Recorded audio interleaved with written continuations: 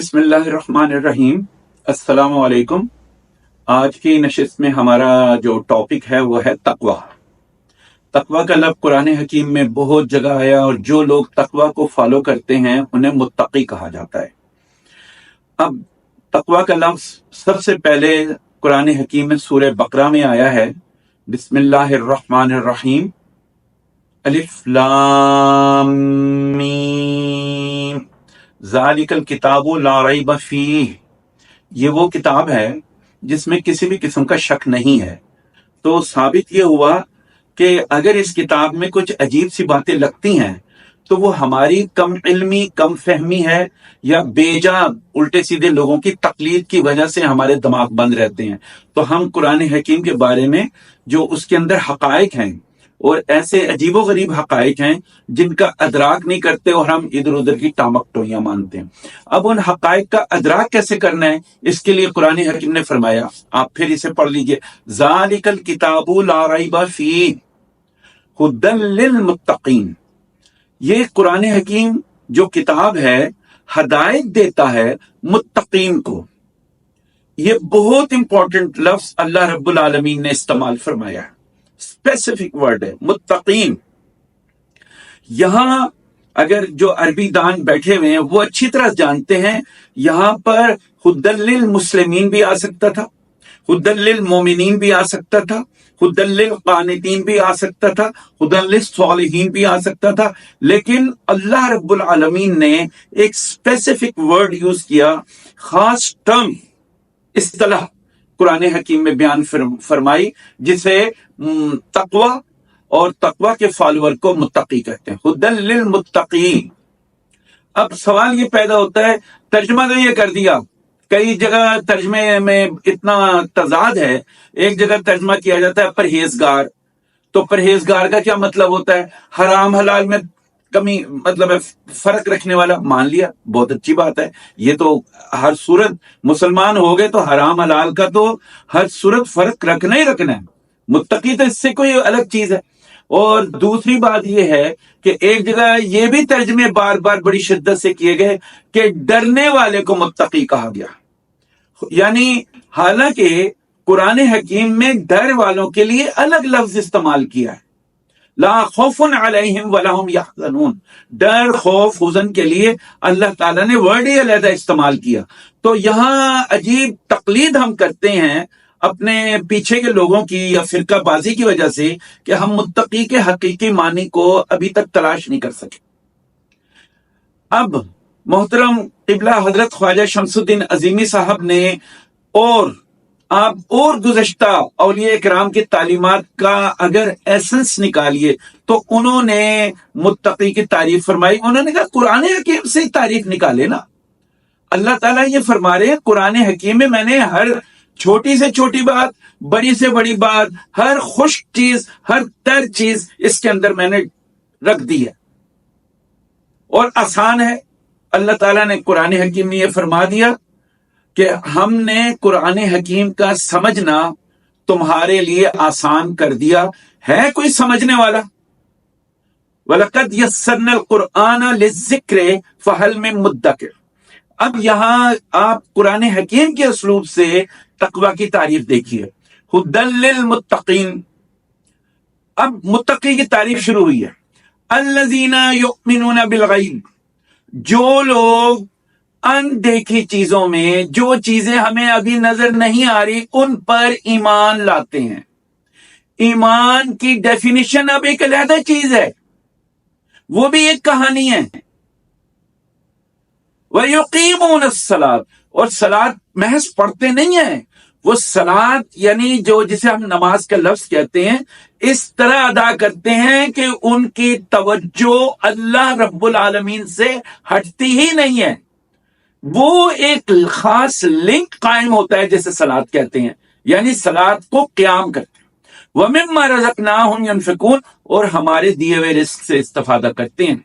متقی کی یہ ایک مختصر، آگے بھی ہے، چلے اس میں پھر آگے آ جاتا ہے کہ وہ دیگر کتب پر ایمان رکھتے، لیکن یہاں سے ڈیفینیشن کا آغاز ہوتا ہے۔ اب دیکھیں متقین کی بات پھر آگے، یؤمنون بالغیب ویقیمون الصلاۃ ومما رزقناہم ینفقون۔ اب دین اسلام میں اوروں کی بات نہیں کروں گا، دین اسلام میں جو اہم ترین بات ہے وہ سمجھنی ہے، ایک ہوتا ہے مسلمان، یہ قرآن حکیم سے بتا رہا ہوں، میں کوئی کسی مفتی یا مولوی کا حوالہ نہیں دے رہا۔ نمبر 2، ایک ہوتا ہے مومن۔ تیسرے نمبر پر آتا ہے جو اپ گریڈنگ سچویشن ہے، اسے کہتے ہیں متقی۔ تو قرآن حکیم میں آپ پڑھیے وقالت الاعراب آمنا، جو عربی اعرابی تھے، دیہات کے لوگ جو حضور صلی اللہ علیہ وسلم کے پاس ایمان کے لیے یا اسلام قبول کرنے کے لیے آتے تھے، آقا علیہ السلام سے بڑھ کر تو کچھ نہیں ہے نا انسانوں میں، ان کے دست مبارک پر ایمان لاتے تھے آمنے سامنے بیٹھ کر، باہر جا کر بڑے فخر سے کہا کرتے تھے اب ہم ایمان لے آئے ہیں۔ تو اللہ رب العالمین نے باقاعدہ قرآن میں آقا کو کہا کہ بتا دو ان کو، قالت الاعراب آمنا، یہ جو عربی لوگ ہیں، عرب والوں کو عرابی بھی کہتے ہیں، قالت الاعراب آمنا، وہ کہتے ہیں ہم ایمان لائے، قل لم تؤمنوا، آپ رسول اللہ سے فرمایا جا رہا ہے کہہ دو تم ایمان نہیں لائے، ولیکن قولوا اسلمنا، بلکہ ہم نے اسلام قبول کیا، یہ کہو۔ اب آگے کیا فرمایا، وَلَمَّا يَدْخُلِ الْإِيمَانُ فِي قُلُوبِكُمْ، ابھی ایمان تمہارے دلوں میں داخل نہیں ہوا، ابھی تم نے بحیثیت مسلمان ہوئے اور پابند ہو گئے کہ اللہ رب العالمین کے احکامات کو ہم فالو کریں گے، حرام حلال میں تمیز رکھیں گے، اچھے برے کا خیال رکھیں گے اور آداب کا خیال رکھیں گے، اور رسول اللہ صلی اللہ علیہ وسلم کیونکہ براہ راست موجود ہے، کیونکہ قرآن تو پورا موجود ہی نہیں تھا اس وقت، قرآن تو بہت بعد میں آخری 23ویں سال میں جا کر مکمل ہوا تھا، تو حضور علیہ الصلوۃ والسلام کی ہدایات پر ہم عمل پیرا ہوں۔ یہ اب یہاں فرمایا گیا، ابھی اسلام کہا پھر ایمان۔ ایمان کیا چیز ہے؟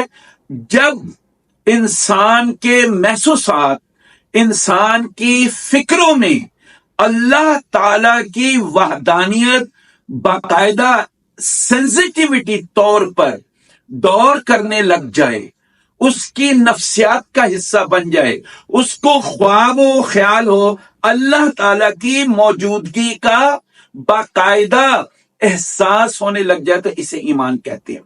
زبان کلام سے ایمان کا کوئی تعلق نہیں ہے، اور اسی بات کو سلسلہ عظیمیہ کے امام حضور کلندر بابا اولیاء نے فرمایا ایمان کا تعلق مشاہدے سے ہے، جب تک کسی چیز کا ہم مشاہدہ نہیں کر لیں گے ہم ایمان کی حقیقت سے آگاہ نہیں ہو سکتے۔ ابھی پھر میں عرض کر رہا ہوں، ابھی پھر بھی متقی کی تعریف، ابھی متقی نہیں شروع ہوا، میں تو ابھی اسی پروسیس میں ہوں۔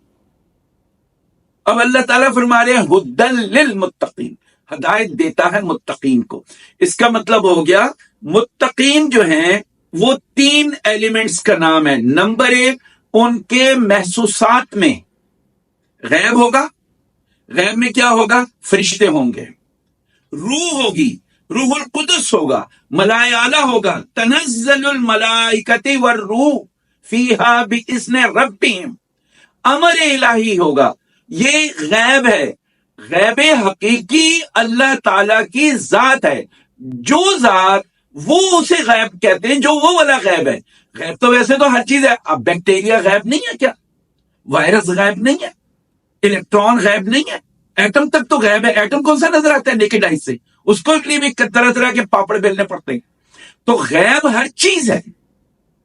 اللہ تعالیٰ نے، یہ تو اب جو فرشتے ہمارے ساتھ بیٹھے یہ تو مخلوق ہے، یہ تو کوئی اللہ تعالیٰ تھوڑی ہے، اور ہم سے بھی ادنا مخلوق ہے۔ تو ایمان کا مطلب ہے دل میں اس قدر ہمارے گہرائی پیدا ہو جائے کہ باقاعدہ غیب ہماری محسوسات، سینسیشن کا حصہ بن جائے۔ خواب میں جس طرح سے سینسیشن ہوتی ہے، بیداری میں جب سینسیشن ہونے لگ جائے، اسے ایمان کہتے ہیں۔ یہ 3 کا جو جز بنتا ہے، اس کو اب اکٹھے کو تقویٰ کہیں گے، اور متقی کی بڑی اہم ترین نشانی ہے وَمِمَّا رَزَقْنَاهُمْ يُنْفِقُونَ۔ ہم یہ کہتے ہیں ہماری نوکری لگی ہوئی ہے، ہمارا کاروبار لگا ہوا ہے، ہمارے ٹرانسپورٹ چل رہی ہے، ہمارے پاس فلاں کام ہو رہا ہے، ہم بڑے بڑے عہدیدار بنے بیٹھے ہیں، یہ تو آپ عہدوں سے نوکری کما رہے ہیں، اللہ تعالیٰ سے تو براہ راست رزق نہیں لے رہے، آپ تو رزق بالواسطہ لے رہے ہیں۔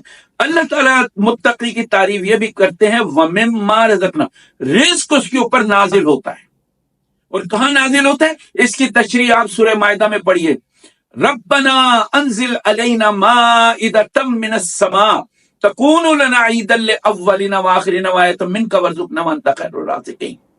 اے ہمارے رب، ہم پر آسمان سے خوان نازل فرما۔ آسمان سے، خوان کا مطلب ہوتا ہے پکا پکایا کھانا۔